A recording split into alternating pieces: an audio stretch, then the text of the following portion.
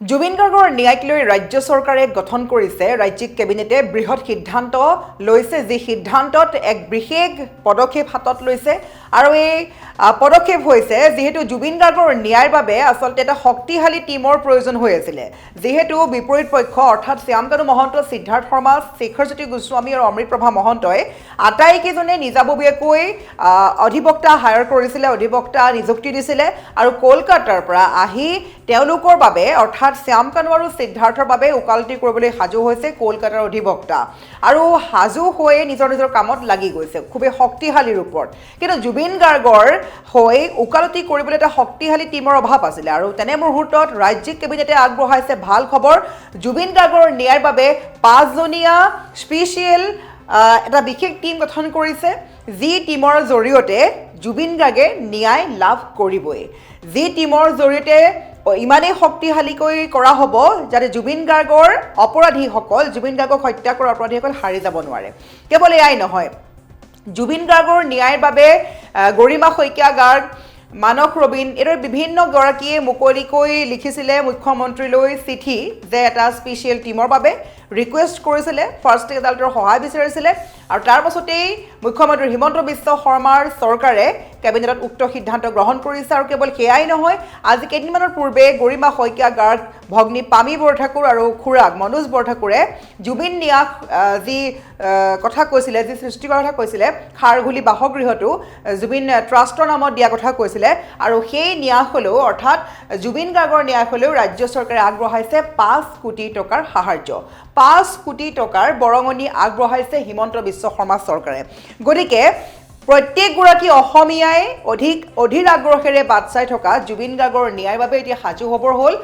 শক্তিশালী এটা 5জনীয়া special team গঠন কৰিবলৈ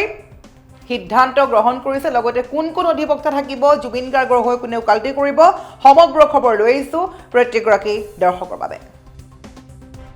জুবিন গাৰ্গৰ ন্যায়ক লৈ ৰাজ্যিক কেবিনেটৰ বৃহৎ সিদ্ধান্ত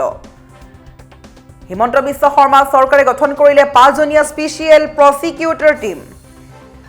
যাৰ জৰিয়তে জুবিন গাৰ্গে ন্যায় লাভ কৰাত সহায়ক হ'ব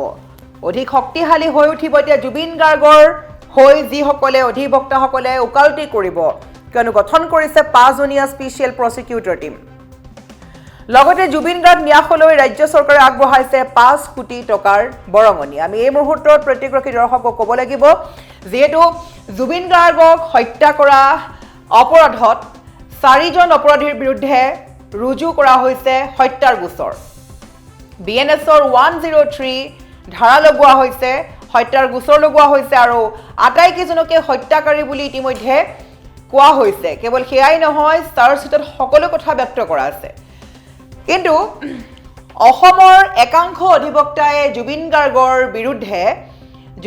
বিৰুদ্ধে গৈ উকালতি কৰিম বুলি কোনো ভবা নাই বা কোনো আগবাঢ়ি অহা নাই কিন্তু কলিকতাৰ পৰা আগবাঢ়ি আহিছে শ্যামকানু মহন্ত সিদ্ধাৰ্থৰ বাবে উকালতি কৰিবলৈ 2 অধিবক্তা কেৱল এয়াই নহয় অসমৰ পৰাই উকিল অধিবক্তা নিয়োগ কৰিছে অমৃতপ্ৰভা মহন্ত শেখৰজ্যোতি গোস্বামীও গতিকে আটাইকেইজনে নিজাববীয়াকৈ উকিল নিয়োগ কৰিবলৈ চান্স পাইছে বা অপচন পাইছে বুলি ক'ব লাগিব এক প্ৰকাৰ তেওঁলোকে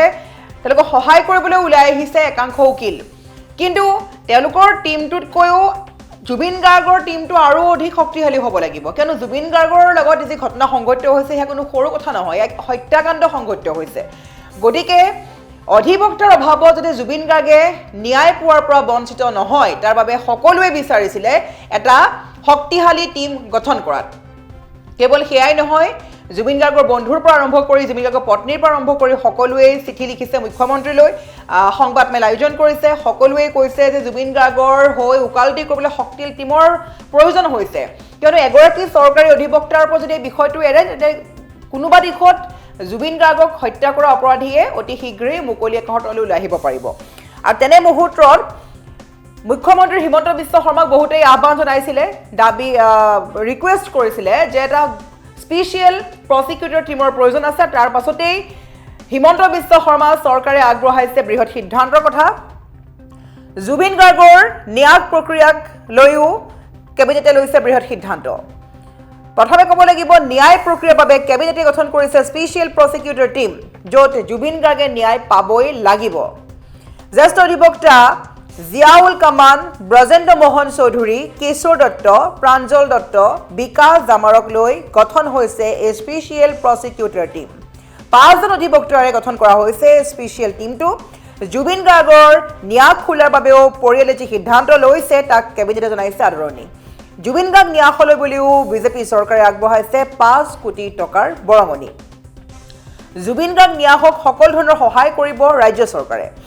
জুবিন গাৰ্গৰ এদৰে ন্যায় প্ৰক্ৰিয়াক লৈ বৃহৎ সিদ্ধান্ত গ্ৰহণ কৰিছে এটা স্পেচিয়েল প্ৰসিকিউটৰ টিমৰ কথা কৈছে মুখ্যমন্ত্ৰীগৰাকীয়ে গতিকে খুবেই ভাল খবৰ এতিয়া যেহেতু এখন যুঁজ হ'বলৈ গৈ আছে আৰু এই যুঁজত জুবিন গাৰ্গ জয়ী হ'লেহে অধিবক্তাসকল জয়ী হ'লেহে জুবিন গাৰ্গে ন্যায় পাব যদি কিবা কাৰণে অধিবক্তাৰ অভাৱত এই কেছটো যদি কিবা কাৰণে তল পৰি যায় বা যদি কিবা কাৰণে কেছত হাৰিব লগা হয় তেন্তে সেইসকল অপৰাধী মুকলি আকাশৰ তললৈ ওলাই আহিব পাৰিব জামিন লাভ কৰিব গতিকে আমি আৰু অধিক শক্তিশালী হ'ব লাগিব আৰু এই শক্তিশালী হ'বলৈ এটা 5 জনীয় স্পেচিয়েল প্ৰসিকিউটৰ টিম গঠন কৰিছে ৰাজ্যিক কেবিনেটে যাৰ বাবে এতিয়া শক্তিশালী ৰূপত যুঁজিবলৈ সাজু হৈছে জুবিন গাৰ্গৰ এই ঘটনাৰ সন্দৰ্ভত সমগ্ৰ অধিবক্তাসকলে লগতে আমি বাৰে বাৰে ক'ব লাগিব যে সকলোৱে কৰক প্ৰাৰ্থনা যাতে জুবিন গাৰ্গ প্ৰাণৰ শিল্পী জুবিন গাৰ্গে যাতে অতি সোনকালে ন্যায় পায় আৰু অপৰাধীসকলে যাতে কঠোৰতকৈ কঠোৰতম শাস্তি পায় সেইসকলে যাতে ফাঁচীতকৈও অধিক যদি কিবা শাস্তি আছে সেয়া শাস্তিও বিচাৰিছে প্ৰত্যেককে লোকে কেৱল ফাঁচি নহয় এটা হাত এটা ভৰি কাটি নিমখ লগাই লগাই পিটিব লাগে এওঁলোকক নিমখ লগাই মাৰিব লাগে বিভিন্নজনে